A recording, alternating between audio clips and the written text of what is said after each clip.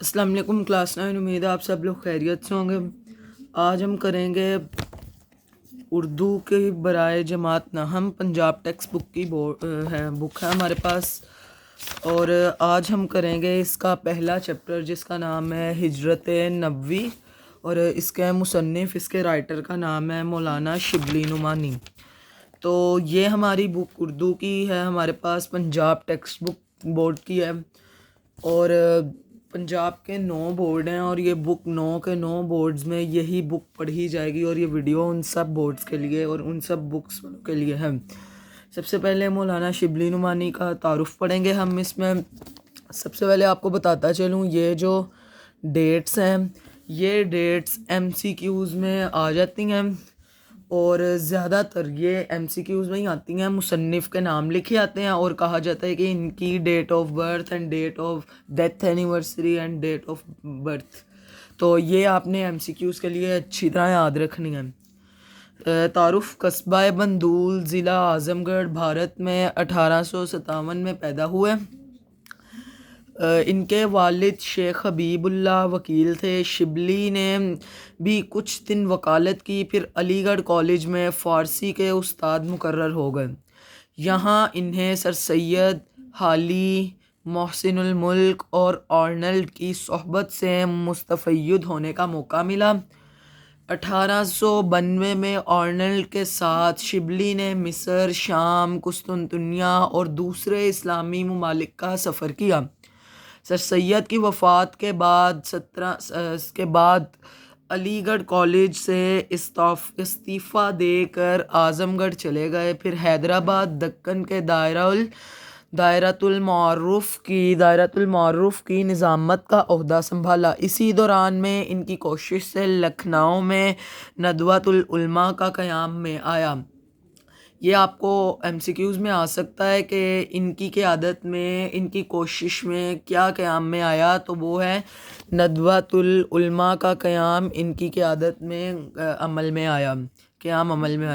अखीर उम्र में आज़मगढ़ में इन्होंने एक अज़ीम इदारा दारुल मुसन्नफ़ीन कायम किया।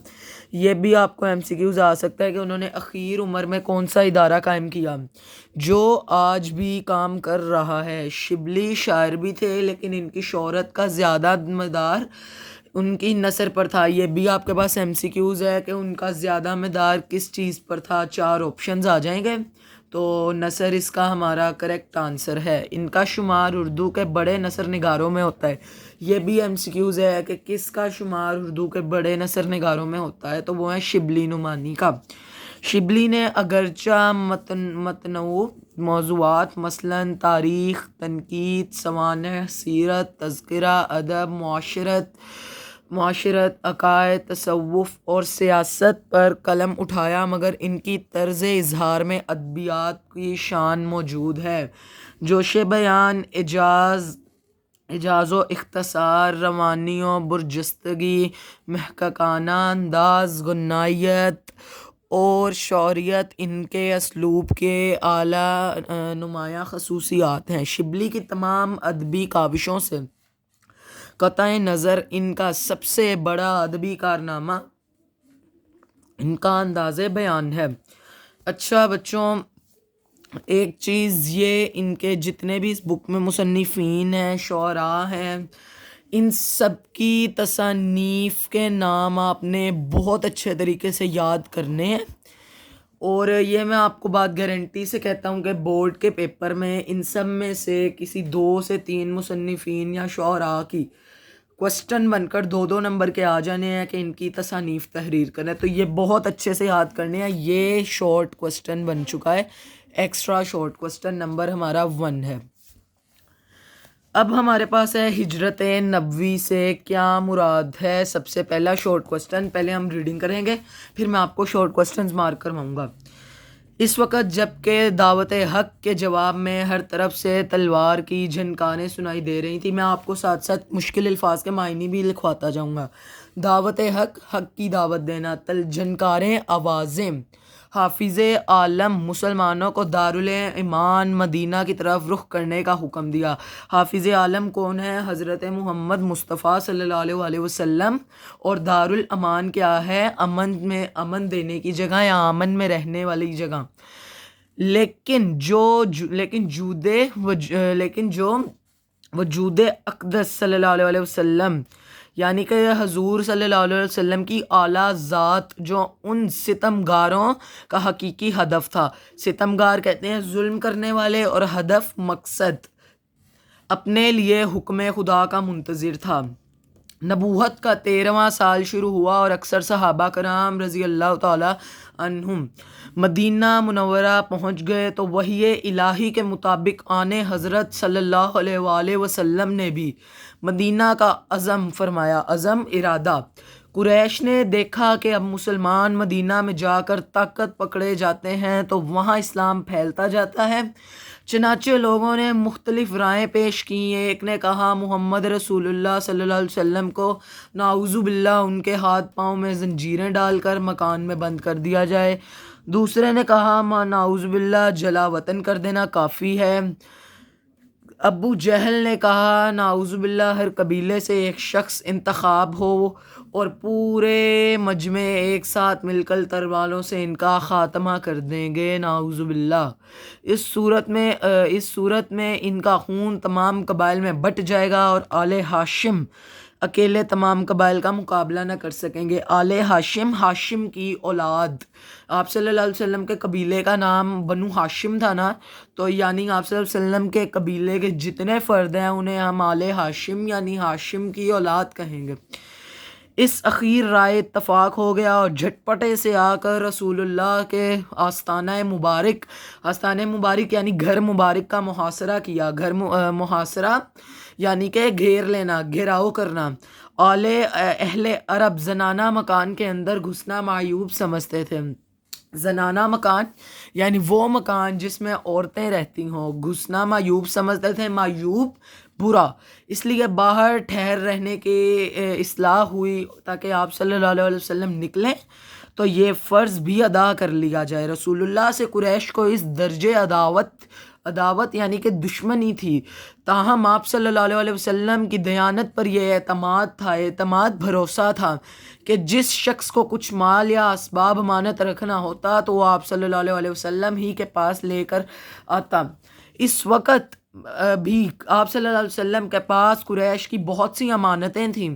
آپ صلی اللہ علیہ وسلم کو قریش کے ارادے کی پہلے سے خبر پہنچ چکی تھی، اسی لیے آپ صلی اللہ علیہ وسلم نے جناب امیر حضرت علی المرتضیٰ رضی اللہ تعالی عنہم کو بلایا اور فرمایا مجھ کو ہجرت کا حکم ہوا ہے، آج مدینہ روانہ ہو جاؤں گا، تم میرے پلنگ پر میری چادر اوڑھ کر سو رہو، صبح کو سب کی امانتیں جا کر واپس دے آنا۔ یہ سخت خطرے کی بات تھی۔ جناب امیر رضی اللہ تعالیٰ عنہ کو معلوم ہو چکا تھا کہ آپ صلی اللہ علیہ وسلم کی قتل کا ارادہ کر چکے ہیں اور آج رسول اللہ خاتم النبیین کا بستر خواب قتل گاہ کی سرزمین ہے، لیکن فاتح خیبر کے لیے قتل گاہ فرش گل تھا۔ اچھا بچوں، یہ جو نیکسٹ اس کا پیراگراف ہے وہ بورڈ کے پوائنٹ آف ویو سے نثر پاروں کی تشریح کے لیے بہت امپورٹنٹ پیرا ہے۔ کفار نے جب آپ صلی اللہ علیہ وسلم کا گھر کا محاصرہ کیا اور رات زیادہ گزر گئی تو قدرت نے انہیں بے خبر کر دیا، یعنی کہ وہ لوگ سو گئے۔ آن حضرت ان کو سوتا چھوڑ کر باہر آئے، کعبہ کو دیکھا اور فرمایا مکہ تو مجھے دنیا میں سب سے زیادہ عزیز ہے، لیکن تیرے فرزند تیرے بیٹے مجھے رہنے نہیں دیتے۔ یہ جو انہوں نے ارشاد فرمایا یہ آپ کے پاس ایک ایکسٹرا شارٹ کوسٹن نمبر 2 بن جاتا ہے آج کا سیکنڈ SQ۔ اس کے بعد حضرت ابو بکر سے پہلے ہی قرارداد طے شدہ بات ہو چکی تھی۔ دونوں صاحب پہلے جبل سور کے غار میں جا کر پوشیدہ یعنی چھپ گئے۔ یہ غار آج بھی موجود ہے اور بوسہ گاہ خلائق ہے، یعنی کہ وہ غار ہے جس کی امت چومتی ہے، جس کے بوسے لیتی ہے۔ حضرت ابو بکر صدیق کے بیٹے عبداللہ جو نوخیز جوان تھے، یعنی کہ جو ابھی جوان ہوئے تھے، نوجوان کہہ سکتے ہیں، شب رات کو غار میں آتے، صبح منہ اندھیرے یعنی کہ صبح کے وقت، فجر کے وقت، سحر کے وقت چلے جاتے اور پتہ لگاتے کہ قریش مکہ کیا مشورات کر رہے ہیں۔ آپ سے حضرت ابو بکر سے جو کچھ خبر ملتی، شام کو آ کر آنے حضرت سے عرض کرتے۔ حضرت ابو بکر صدیق کا غلام کچھ رات گئے بکریاں چرا کر لاتا اور حضرت محمد مصطفیٰ اور صدیق اکبر کو دودھ پلاتا۔ 3 دن تک صرف یہی غذا تھی، لیکن ابن حشام نے لکھا ہے کہ روزانہ شام کو اسماء رضی اللہ تعالیٰ عنہ گھر سے کھانا پکا کر پہنچتی تھیں۔ اسی طرح 3 راتیں غار میں گزریں۔ صبح قریش کی آنکھ کھلی تو پلنگ پر حضرت کو پا کر بہت برہم ہوئے۔ ظالموں نے آپ رضی اللہ تعالیٰ عنہ کو پکڑا اور حرم میں جا کر تھوڑی دیر کے لیے محبوس کر رکھا اور پھر چھوڑ دیا۔ جب آنے حضرت کی تلاش میں نکلے، ڈھونڈتے ڈھونڈتے غار کے دہانے میں آ گئے۔ آہٹ پا کر حضرت ابو بکر صدیق نے حضرت ابو بکر صدیق غمزدہ ہوئے اور آنے حضرت سے عرض کیا، اب دشمن اس قدر قریب آ گئے ہیں کہ اگر اپنے قدم پر نظر پڑ جائے تو ہم کو دیکھ لیں گے۔ آپ صلی اللہ علیہ وسلم نے فرمایا، لا تحزنوا ان اللہ معنا، گھبراؤ نہیں، بے شک اللہ ہمارے ساتھ ہے۔ قریش نے اشتہار دیا کہ جو آپ صلی اللہ علیہ وسلم اور صدیق ابو بکر کو گرفتار کر لائے گا، اس کو ایک خون بہا کے برابر یعنی 100 اونٹ انعام دیا جائے گا۔ سراقہ بن حجشم نے سنا تو انعام کی امید میں نکلا۔ عین اس حالت میں آپ صلی اللہ علیہ وسلم روانہ ہو رہے تھے، اس نے آپ صلی اللہ علیہ وسلم کو دیکھ لیا اور گھوڑا دوڑا کر قریب آ گیا، لیکن گھوڑے نے ٹھوکر کھائی اور گر پڑا۔ ترکش کہتے ہیں تیر کی جگہ، تیر رکھنے کی جگہ۔ ترکش سے فال نکال کر تیر نکالنے کا حملہ کرنا چاہا یا نہیں، جواب میں نہیں نکلا، لیکن 100 اونٹوں کا گرام بہا معاوضہ ایسا نہ تھا کہ تیر کی بات مان لی جاتی۔ دوبارہ گھوڑے پر سوار ہوا اور آگے بڑھا۔ آپ کی بار گھوڑے کے پاؤں گھٹنوں تک زمین میں دس گئے، گھوڑے سے اتر پڑا اور پھر فال نکالی۔ اب بھی وہی وجہ تھی کہ لیکن تجربے نے اس کی ہمت پست کر دی اور یقین ہو گیا کہ یہ کچھ اور آثار ہیں۔ آنے حضرت کے پاس آ کر قریش کے اشتہار کا واقعہ سنایا اور درخواست کی کہ مجھ کو امن تحریر کر دیجیے۔ حضرت ابو بکر کے صدیق کے غلام عامر بن فہیرہ نے چمڑے کے ایک ٹکڑے پر فرمان عمل لکھ دیا۔ دیکھیں اب بچوں، یہ جو پیراگراف ہے یہ بھی بہت امپورٹنٹ ہے بورڈ کے پوائنٹ آف ویو سے۔ تشریف آوری یعنی کہ تشریف لانے کی خبر۔ مدینہ میں پہلے پہنچ چکی تھی، تمام شہر ہماتن چشم انتظار یعنی تمام شہر بلا ساختہ، تمام شہر ہر روز انتظار کے لیے آ جاتے۔ معصوم بچے فخر اور جوش سے کہتے پھرتے کہ پیغمبر آ رہے ہیں۔ لوگ ہر روز دھڑکے سے نکل کر شہر کے باہر جمع ہوتے اور دوپہر تک انتظار کر کے حسرت کے ساتھ واپس چلے جاتے۔ ایک دن انتظار کر کے واپس جانے لگے تو ایک یہودی نے قلعے سے دیکھا اور کہ رائن سے پہچانا اور کہا، لو مکہ والو، تمام مکہ والو، جس کا اہل عرب تم جس کا انتظار کرتے تھے، لو وہ آ گیا۔ تمام شہر تکبیر کی آواز سے گونج اٹھا۔ اب ہمارے پاس اس کے سوال جواب ہیں۔ تو ہجرت نبوی سے کیا مراد ہے یہ آپ خود کریں گے، میں آپ کو بتاتا ہوں، آپ اسے کہیں نوٹ کر لیں۔ بورڈ کے پوائنٹ آف ویو سے اہم ترین سوال ہے۔ آپ صلی اللہ علیہ وسلم، اس کا جواب ہے آپ صلی اللہ علیہ وسلم کا بحکم خدا یا بحکم خدا بندی مکہ سے مدینہ کی طرف ایمان کے لیے ہجرت کرنا ہجرت نبوی کہلاتا ہے۔ پہلا سوال ہمارا ہو گیا۔ نیکسٹ سوال ہے، رسول صلی اللہ علیہ وسلم نے نبوت کے کتنے سال ہجرت فرمائی؟ تو اس کا جواب ہے حضور صلی اللہ علیہ وسلم نے نبوت کے 13ویں سال ہجرت فرمائی۔ دوسرا سوال بھی ہو گیا۔ تیسرا سوال اور چوتھا سوال اور last and second last question board کے پوائنٹ آف ویو سے بہت امپورٹنٹ کویسچن ہے اور ایک آتا ہی آتا ہے۔ اچھا، جناب امیر سے کون سی شخصیت مراد ہے؟ تو اس کا جواب ہے جناب امیر سے مراد حضرت علی المرتضیٰ رضی اللہ تعالیٰ عنہم ہیں۔ رسول پاک نے، یہ بھی ہو گیا، رسول پاک صلی اللہ علیہ وسلم نے حضرت علی سے کیا ارشاد فرمایا؟ تو اس کا جواب مارک کروا دیتے ہیں ہم۔ اس کا جواب ہے پیج نمبر 2 کے اوپر لاسٹ، سیکنڈ لاسٹ سے لے کر لاسٹ لائن تک ہے۔ یہاں سے اس بنا پر جناب امیر کو بلا کر فرمایا مجھ کو ہجرت کا حکم ہوا ہے، آج میں مدینہ جاؤں گا، اور ہے یہاں تک۔ یہ ہمارا اس کا آنسر ہے کوسچن نمبر 4 کا۔ حضرت اسما کون تھیں؟ اس کا جواب اس میں نہیں لکھا، لیکن آپ کو میں بتا دوں، حضرت اسما رضی اللہ تعالیٰ عنہ حضرت ابو بکر صدیق رضی اللہ تعالیٰ عنہم کی صاحبزادی تھیں۔ آگے یہ بھی ہو گیا ہمارے پاس۔ اب قریش نے رسول اللہ اور حضرت ابو بکر کو گرفتار کرنے کا کیا انعام مقرر فرمایا؟ تو اس کا جواب ہے قریش نے آپ صلی اللہ علیہ وسلم اور صدیق اکبر کو اس کو گرفتار کروانے کا انعام 100 اونٹوں کے برابر، یعنی ایک خون بہا کے برابر مقرر کیا تھا۔ نیکسٹ لاسٹ کویشچن ہے، سراقہ بن حشم کیسے طائب ہوا؟ سراقہ بن حشم کیسے طائب ہوا؟ یہ جواب ہے، آپ یہاں سے لے کر دوبارہ گھوڑے پر سوار ہوا اور آگے بڑھا۔ اس کی بار آپ اس کے گھوڑے کے گھٹنوں تک زمین میں دھس گیا اور وہ طائب ہو گیا۔ یہ اس کا آنسر ہے۔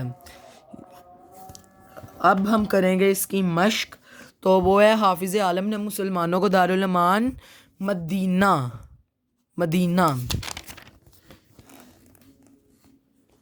نبوت کا ڈیش سال شروع ہوا اور اکثر صحابہ اکرام 13واں سال۔